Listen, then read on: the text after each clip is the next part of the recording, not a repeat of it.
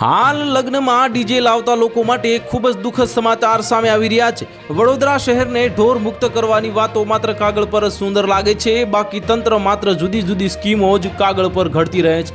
શહેરના કલાલી વિસ્તારમાંથી તાજેતરમાં અગાઉ રંગેચંગે પસાર થતા વરઘોડામાં ભડકેલી ગાય ઘૂસી જતા જાનૈયાઓમાં ગભરાટ ભરી નાચભાગ મચી ગઈ હતી, જેમાં ડઝન જેટલા જાનૈયાઓને બીજા જે ઈજા પહોંચી હતી અને આ જાનૈયાઓ પૈકી 4ને ખાનગી હોસ્પિટલમાં સારવાર માટે દાખલ કરવામાં આવ્યા હતા। અને ઉલ્લેખનીય છે કે શહેરના દક્ષિણ વિસ્તારના પરિવારમાં લગ્ન પ્રસંગ યોજાયો હતો।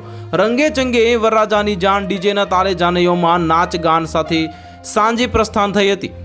મહિલાઓ સહિત બાળકો વરઘોડામાં ઉલ્લાસબેન નાચગાન કરી રહ્યા હતા અને મેઇન રોડ પરથી બેન્ડ વાજા અને ડીજેના તાલે પસાર થતી જાન આગળ જતી હતી। આ દરમિયાન રસ્તા પરથી નીકળેલી ગાય અચાનક ડીજેના અવાજથી એકદમ ભડકી હતી અને જાહેર રોડ પર દોડાદોડ કરવા માંડી હતી। દોડાદોડ કરતી ગાય જોતામાં વરઘોડામાં ઘૂસી ગઈ હતી।